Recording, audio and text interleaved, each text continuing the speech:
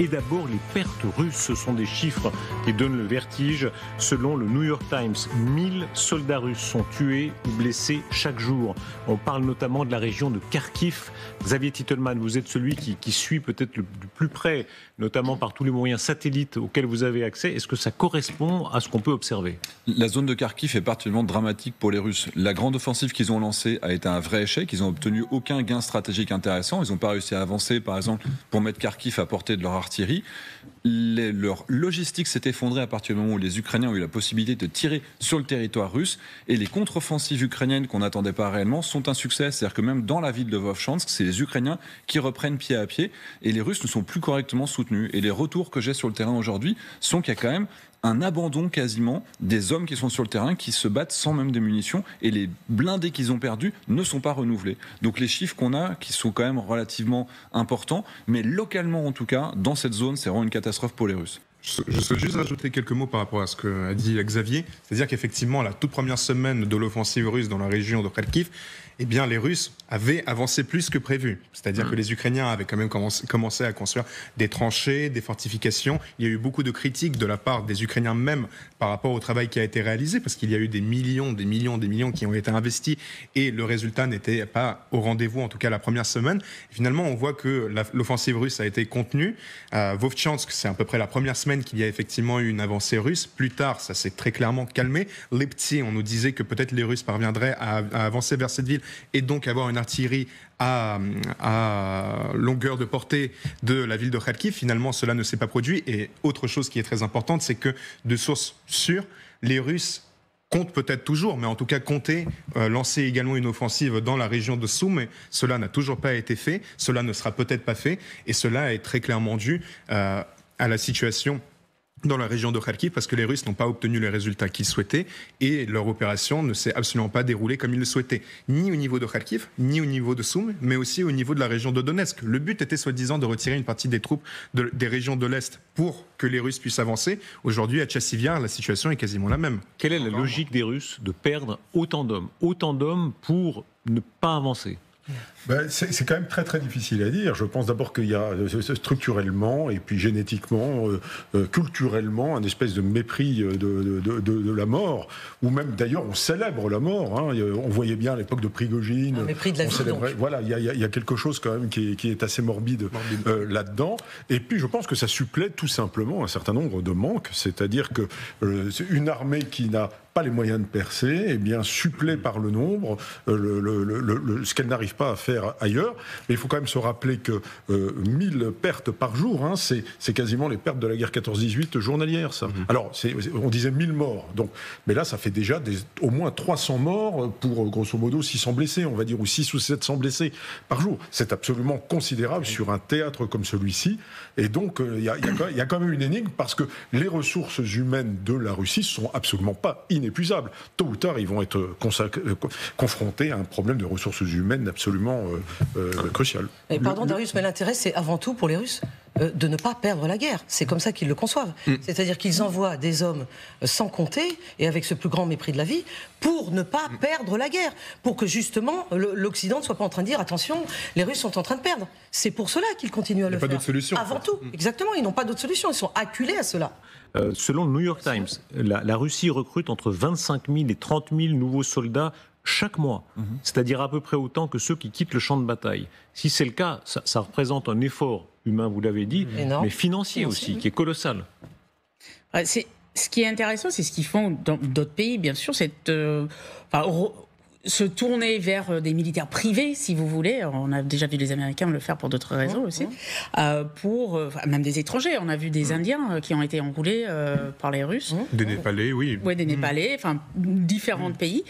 C'est pour pallier à la fois le manque de... Enfin, à un moment, comme disait le général, il n'y a plus assez de Russes. Même dans les prisons, il va avoir un problème. Donc, on parle de Nord-Coréens également, qui pourraient arriver sur le théâtre, au moins pour sur les lignes arrières pour suppléer un certain nombre de troupes. On voit que c'est les pays qui font partie de cet axe de résistance ou de ce que vous voulez l'appeler, ces alliés de la Russie. Enfin, ils font aussi des alliés, ils signent aussi des accords pour pouvoir recruter, je pense. Disons qu'il y a effectivement la réserve russe et à un moment ou à un autre, elle va devoir s'épuiser. Ce n'est pas possible tout simplement humainement, en termes quantitatifs, de subsister à une telle nécessité en termes de troupes.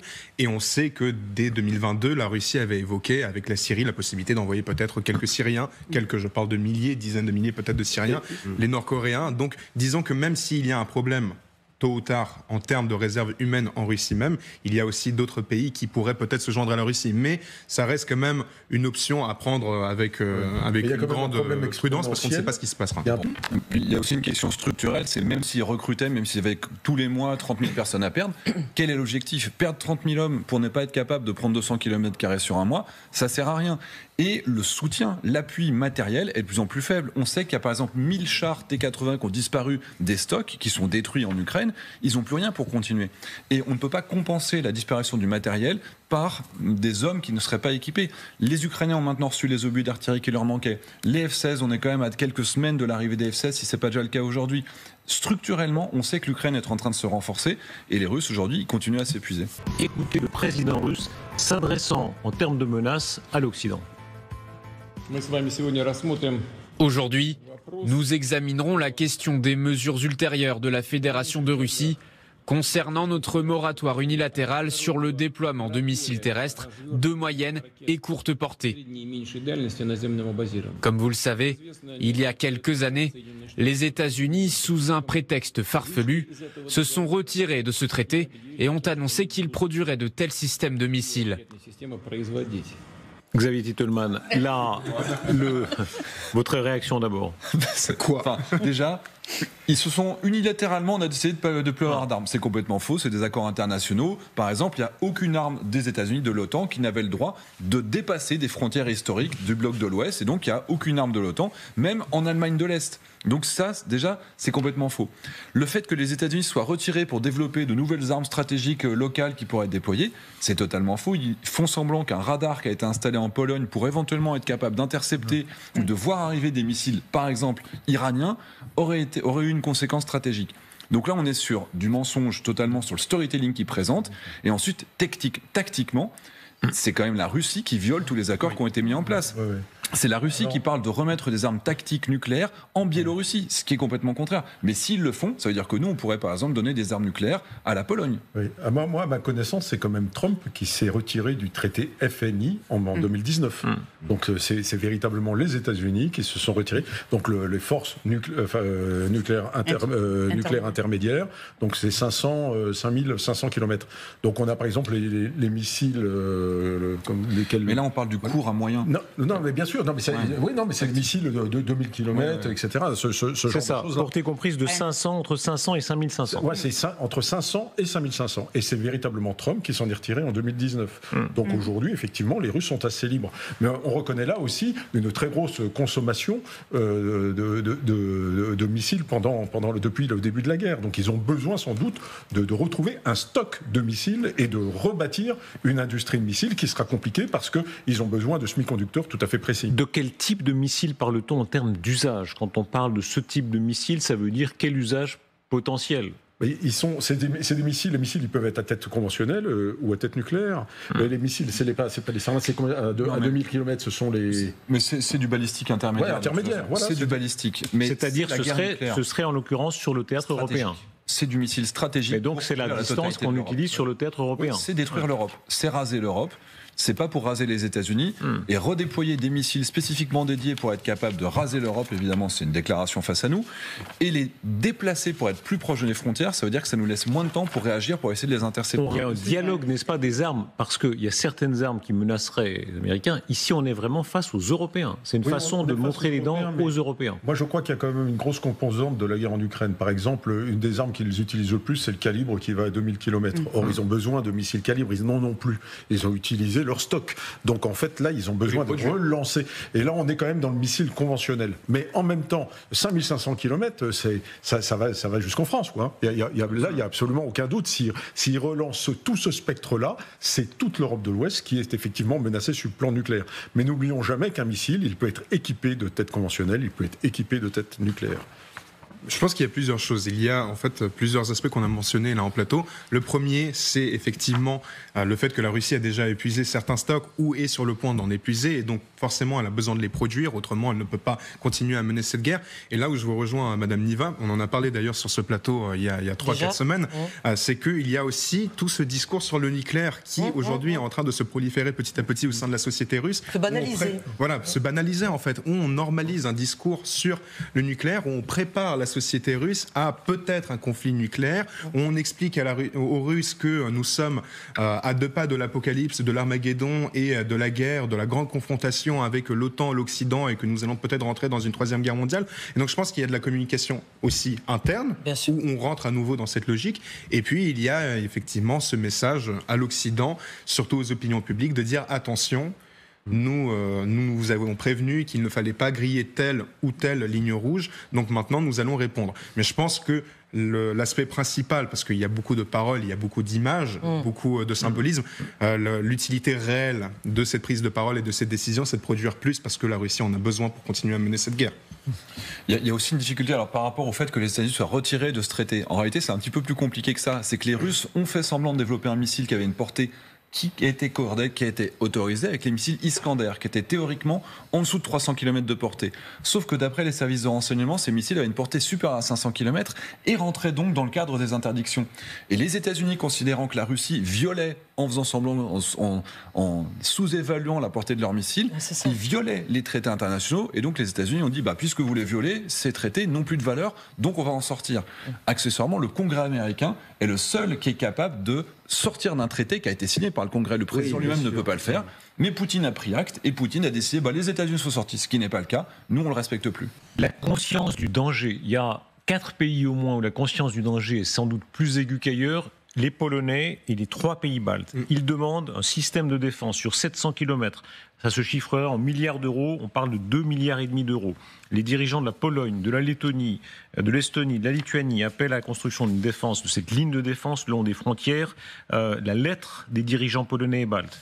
Je cite, « La construction d'un système d'infrastructure de défense le long de la frontière extérieure de l'Union avec la Russie et la Biélorussie encore, répondra aux besoins urgents de sécuriser l'Union européenne contre les menaces militaires et hybrides. » On revoit la situation de la guerre froide, là. Très exactement ça. Le rideau de fer. Le rideau de fer, parce qu'en fait, on pense toujours à Berlin. Moi, j'étais en relève à Berlin quand j'étais jeune lieutenant, mais il y avait beaucoup plus spectaculaire. Il y avait la saignée qui partait de la mer Baltique et qui descendait jusqu'aux frontières sud, et qui était une saignée avec champs de mines, Mirador, etc. Et on suivait ça sur des dizaines de kilomètres. Ça passait par-dessus les montagnes, ça descendait dans les vallons, et c'était équipé. Il fallait dire, c'était quasiment une prison à ciel ouvert. Alors là, c'était pour empêcher de sortir. Mais là, ça va être plutôt pour empêcher de rentrer, parce que ce qui est important, là, je pense, c'est quand même le guerre hybride. C'est pas des blocos, c'est pas des bunkers, c'est pas de la défense dans la profondeur. Il y a des bunkers. Il y a quelques bunkers. Bruno Tertrais revient de là-bas et était témoin très direct. Il parlait quand même de 700 bunkers. Bien sûr, mais on voit aussi qu'il y a le problème de l'immigration illégale. On sait très bien qu'ils poussent des réfugiés à partir de la Syrie ou d'ailleurs, et qu'ils nous les poussent dans les pattes exprès pour nous déstabiliser. Le cas particulier de Kaliningrad. Regardez bien ici, n'est-ce pas, l'exclave russe. Voilà, très belle carte que nous offre là la régie, parce qu'il y a non seulement, c'est pas 700 km de ligne de défense qu'il faudrait défendre, c'est beaucoup plus. Alors non seulement on a du nord au sud la première ligne, et puis on a Kaliningrad, cette exclave, puisque ce n'est pas une enclave qui appartient à la Russie, et qui est entourée de la Pologne et de la Lituanie. Donc moi j'étais récemment à Kaliningrad, et déjà les Polonais, ça fait longtemps que les Polonais parlent d'essayer de construire quelque chose pour se protéger. 3 ans au moins. Voilà,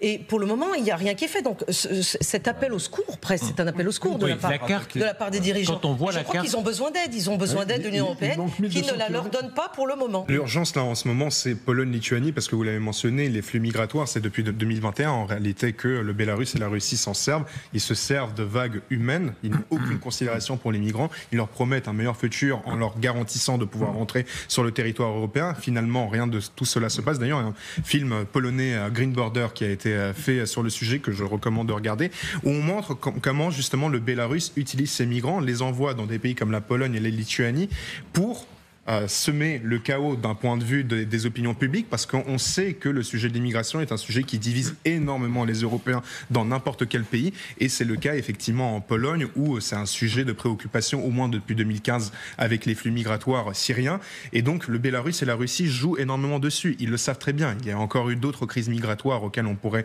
penser, où ces deux pays font exprès d'exploiter cette piste de division. Écoutez le ministre des Affaires étrangères polonais, Sikorski, qui lance une sorte de cri d'alarme. Vous utilisiez ce mot, Anne. Effectivement, il s'adresse aux Européens de l'Ouest en leur disant vous ne vous rendez pas compte de ce qui est en train de se passer.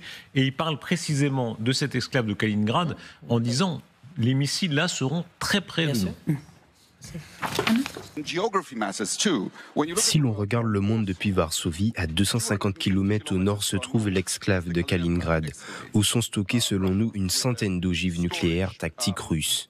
À 250 km à l'est se trouve la Biélorussie, où les Russes et les Biélorusses ont organisé un assaut contre notre frontière, la frontière de sa zone de Schengen. À 250 km au sud-est se trouve la frontière avec l'Ukraine. Certains de ces missiles russes ont probablement traversé la Pologne. Parfois, ils traversent la Pologne et attaquent des villes ukrainiennes. Parfois, ils sont perdus. L'un d'entre eux a atterri à 10 km de ma maison, qui se trouve dans l'ouest de la Pologne, à 200 km d'ici. Je dis donc à mes hôtes allemands que c'est beaucoup plus près, que le danger est beaucoup plus grand que ce que les gens pensent. Xavier Titelman, la géographie parle. On peut peut-être revoir la carte. Oui. Pour les Polonais, ils ont un sens. Eux sont très près. Ils rappellent d'ailleurs que les Berlinois, ils sont pas si loin non plus. Berlin est très à l'est. Non, c'est clair que la Russie n'attaquera pas depuis Kaliningrad. On ne peut pas imaginer qu'ils mettent une centaine de milliers d'hommes là-dedans avec des chars, ça se verrait. Par contre, effectivement, des missiles sol-sol, nucléaires ou non nucléaires, sont idéalement positionnés pour toucher très rapidement les autres pays, pour empêcher les avions de chasse de décoller, pour empêcher une contre-frappe, par exemple, très stratégique depuis la France. Plus ils sont proches, plus c'est dangereux pour nous. Et les Polonais, ils sont obligés de se barricader parce qu'ils voient bien qu'avec l'arrivée des élections américaines, etc., ils ne savent pas s'ils peuvent compter sur nous. L'OTAN prévoit de mettre seulement 2 brigades en Lituanie. 2 brigades, 16 000 hommes. Oui, c'est une brigade de l'OTAN. Oui, c'est militairement fort. Mais les Russes, derrière, c'est des centaines de milliers d'hommes si jamais ils attaquaient. Et c'est cette disproportion qui fait que la Pologne, aujourd'hui, elle se sent seule et qu'elle ne peut pas se permettre de compter sur nous et qu'elle achète des armes, par exemple, aux Corée du Sud, faute de pouvoir compter sur ses alliés. Sur la proximité, j'insiste sur la géographie, sur la proximité du front, quand on voit la Lituanie, en fait, ils ont même 2 fronts. C'est un petit pays. Oui. Je crois qu'entre Vilnius et la frontière, de mémoire, il y a 40 minutes de voiture. En char, ça va un peu plus lentement, mais enfin, c'est quand même très rapide. Ça va vite, un char. Et puis, il y a l'autre frontière, Kaliningrad. En réalité, ils sont cernés en partie par la Russie. Ce terme de on dit qu'il n'y a pas de profondeur stratégique. C'est qu'à aucun moment, à partir du moment où il y a une attaque, ils peuvent reculer, comme par exemple ont fait les Russes pendant la Deuxième Guerre mondiale, reculer sur des centaines de kilomètres. Donc ils sont acculés à la mer très très rapidement. Bon, maintenant, rappelons-le quand même, il y a l'OTAN. Et l'OTAN, ça n'est pas rien, parce que maintenant il y a des troupes qui sont stationnées là en permanence, et qu'on peut monter à une brigade à peu près en Lituanie, Lettonie, Estonie, etc. Et donc il faut d'abord commencer par détruire une brigade de l'OTAN avant de conquérir le pays. On arrête de dire que la Pologne ne peut pas compter sur l'OTAN.